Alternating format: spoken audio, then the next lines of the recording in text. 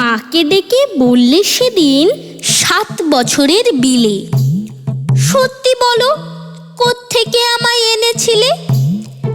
মুচকি হেসেই মা বললেন, চড়ক পুজোর দিনে নিউ মার্কেট থেকেই তোকে এনেছিলেম কিনে। বললে বিলি, চড়ক পুজোয়?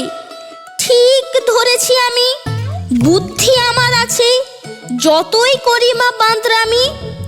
ছি ছি, এতই কৃপণ তুমি?